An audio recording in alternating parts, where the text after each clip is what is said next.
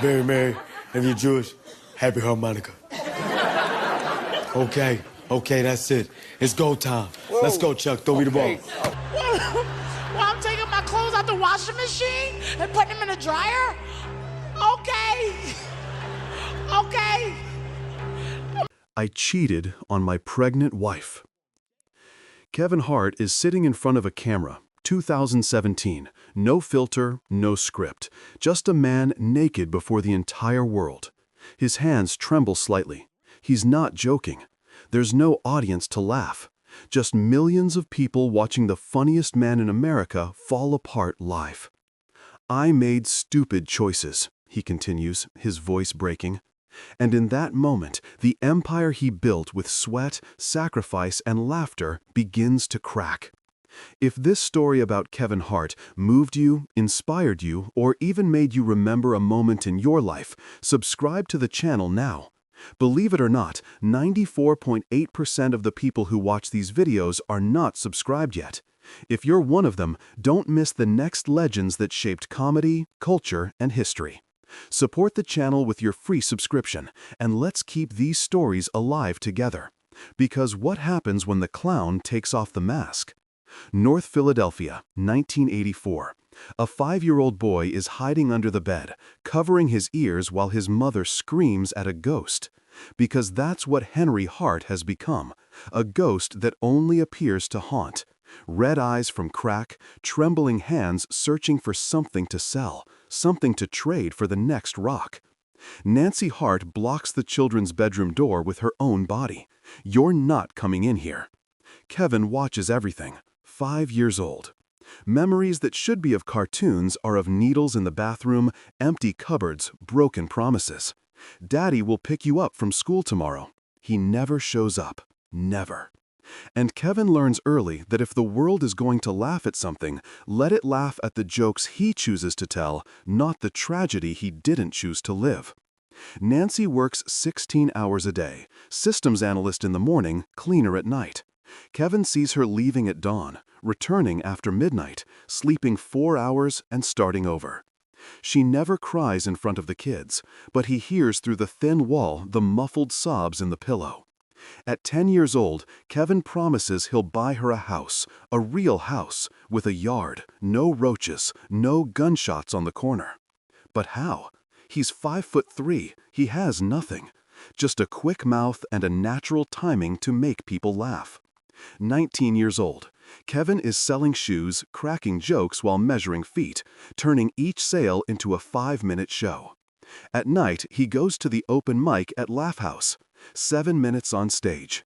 7 minutes that will define everything. The lights blind him. He starts. Joke 1.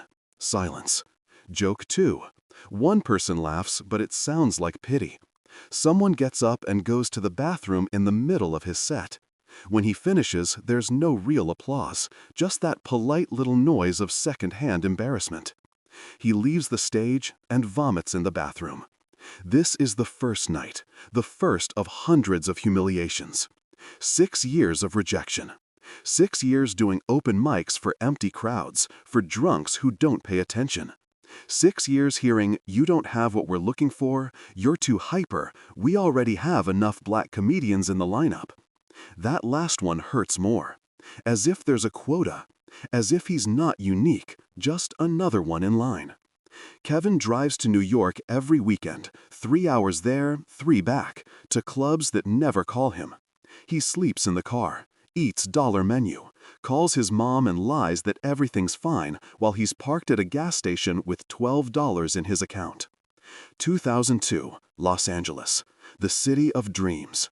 Kevin arrives and reality is brutal. The promised apartment doesn't exist. He stays in a roach-infested hostel.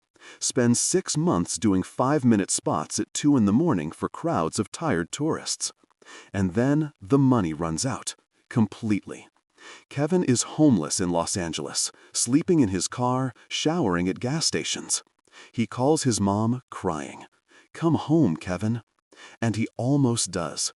But then he thinks about his father, Henry Hart, who had talent and threw it away, who gave up, who chose the easy path of drugs. And Kevin decides right there, sitting in an old Nissan with an empty tank, that he would be everything his father wasn't. He washes dishes during the day, does comedy at night, sleeps 3 hours, starts over. His material changes, gets more personal, sharper, more desperate. He talks about his addict father, about being poor, about sleeping in the car. And people laugh, but they also connect, because pain is universal. 2006. First role in a movie. Paper Soldiers. Not the lead, barely has lines. But it's Hollywood. It's real. Nancy Hart can finally breathe. Then comes Soul Plane. Scary Movie 3. Small roles, crumbs, but Kevin is building. He studies Eddie Murphy, Chris Rock, Dave Chappelle. He copies what works. 2009. I'm a Grown Little Nan, his first comedy special. He records in a small theater, pays out of his own pocket, distributes it online for free because no network wants to buy it. And it explodes. Millions of views. Suddenly, everyone knows Kevin Hart. Offers start pouring in. He works 20 hours a day, 5 movies a year, world tours. He becomes a money-printing machine. 2011. Kevin buys the mansion for his mom, with a huge yard, with security, with everything she deserves. When Nancy opens her eyes and sees it, she breaks down. That 10-year-old boy finally kept his promise. But success has its own price. Kevin becomes the highest-paid comedian in the world. Sold-out stadiums, 50,000 people screaming his name. But his marriage to Torrey Hart, mother of his 2 children, falls apart. The constant absences, the pressure, the temptations. Kevin is on the road 300 days a year. Misses birthdays, misses recitals, misses moments that don't come back. We don't need more money, we need you. But Kevin doesn't know how to slow down. Because stopping means thinking, and thinking means feeling, and feeling hurts too much. 2011. Divorce. Public. Ugly. He marries again. Enid. Too fast. As if he could replace the emptiness. Kevin swears this time he'll be present. This time he'll be the father he never had. 2016. What now? Fills Lincoln Financial Field. 50,000 people in a football stadium to watch stand-up. Something never seen before. Kevin is at the absolute peak. And it's exactly there that everything collapses. August 2017. Vegas. Parties. Alcohol. Women. Hidden cameras. Enid is pregnant at home, and he cheats. He's filmed. They try to extort him. Kevin refuses to pay, decides to expose himself first. I made stupid choices. The internet crucifies him. He loses contracts, loses respect. His kids see the headlines at school. Enid forgives him publicly, but nobody knows what happens inside the house, in the silences, in the invisible wounds. September 2019. Kevin is driving his Plymouth Barracuda on Mulholland Highway. He accelerates, loses control. The car flips, destroyed. 3 spinal fractures, months of physical therapy, unable to walk. A man who built his career on being pure energy, frozen in a hospital bed. He has too much time to think. For the first time in 20 years, Kevin Hart stops. No stages, no cameras, no jokes. Just a 40-year-old man staring at the ceiling, asking himself, was it worth it? All the sacrifice, all the lost time, all the people hurt along the way. Henry Hart dies while Kevin is in the hospital. Cancer. Fast. Kevin can't make it to the funeral. Can't walk. The last conversation they had was months before. Tense. Unresolved. All the unsaid things remain unsaid forever.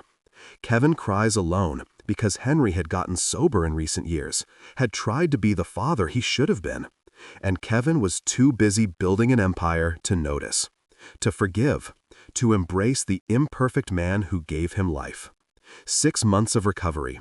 Kevin relearns to walk, relearns to stand, literally and metaphorically.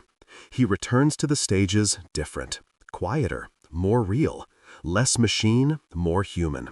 He talks about almost dying, about losing his father, about being imperfect, And for the first time, people don't just laugh. They listen. They feel. 2020. Pandemic. The world stops.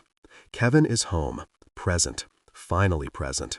He has dinner with the kids, helps with homework, watches movies with Enid. Normal things he never did because he was always flying to the next show. And he realizes something devastating. His kids are better this way. Because presence isn't status. Presence isn't money. Presence is time.